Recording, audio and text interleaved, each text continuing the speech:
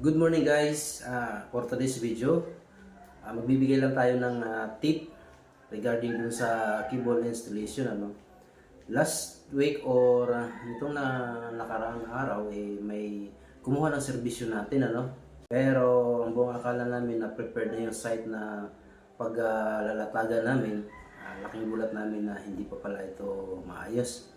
So kami pa ang nagsusukat, kami pa ang naglilinis ng mga tube. So yun, dapat pag nagkuha tayo ng ganong trabaho, mayroon po tayong keyboard plan para po hindi natin para po maiwasan natin yung pagsubra-subra ng kable bawat span. Number one, dapat naka-PDI po ang kable natin. Sabihin na testing natin ang sarili, huwag po tayo umasa dun sa testing ng factory. Pangalawa, mayroon po tayong keyboard plan dun sa area para alam natin kung saan natin ilapag yung kable natin.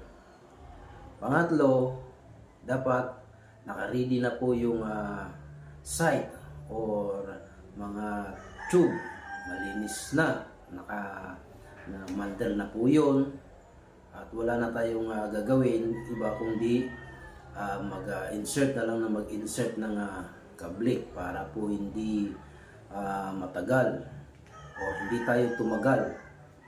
So yun, itong napuntahan namin na site, yung gumawa sa amin, mukhang hindi pa talaga sila sanay sa ganung trabaho or pag-i-implement ng cable gluing activity. So, nagtatanong-tanong kami sa kanila, hindi nila masagot yung tanong namin. Baguhan sa ganong klaseng trabaho. So, yun.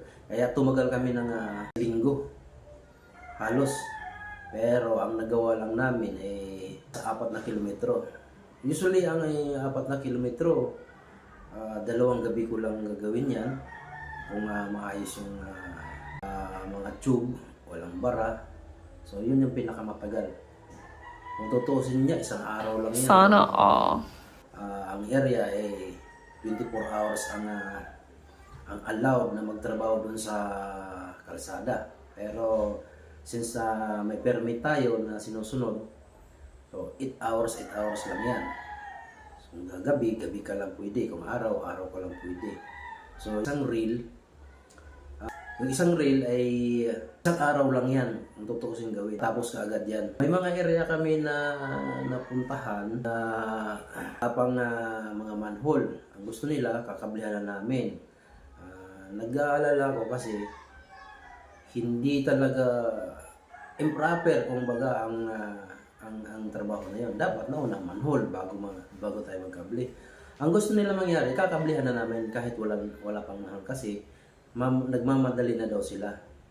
So sabi ko, pagkakablihan ko na yan, magre-reflect sa akin yung trabaho na hindi maayos. Kaya gumawa ko ng kinausap ko yung PIC doon. Sabi ko, gumawa tayo ng waiver na once na kung ano man mangyari dyan sa pinapagawa nyo, hindi ko kasalanan, wala na akong kinalaman doon. Gagawin ko lang ang gusto nyo. So ayun, nagkamasya ng waiver na, sige, gawin mo yan, kami nang bahala dito kami nang bahala ano man ang resulta sa ginagawa niyo, wala na po kayong kinalaman doon. Ang importante, ma-insert natin yung kable. Yan ang pagkasabi niya. So kung mapapansin nyo, may nakikita tayo na kagaya niyan. Ganyan, pinapakablihan sa amin na wala pang manhole. Tapos mayroon na kami nakikita na galing aerial na kable, tapos ipinapa-insert namin papuntang underground. Yung pinakaihi nila, wala pa talagang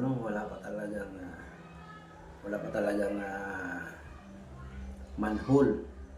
So parang napakahirap yan kasi expose yung kable, masilan.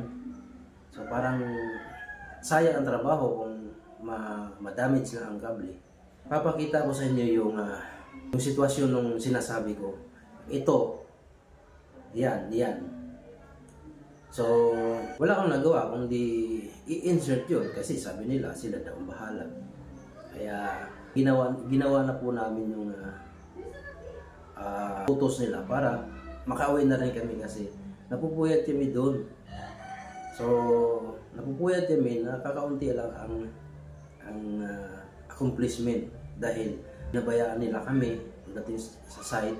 Hindi namin kabisado yung site, kami pa naghahanap ng manhole. So yun, kaya minadali din namin na matapos. Tapos hindi pa nila alam na ang kable nila may mga damage. So ang nangyari, hindi umaabot dun sa sa gusto nilang manhole na pagpupunduhan ng o paglalagyan ng closure.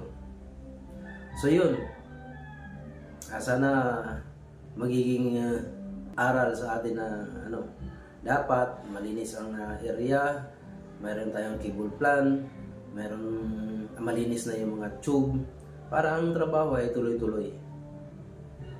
So yun lang muna ang video natin ngayon. Kung bago lang kayo sa aking channel, paki-hit na lang yung notification bell. Paki-follow na rin sa ating Facebook page, Mesh TV. Maraming salamat po. God bless all.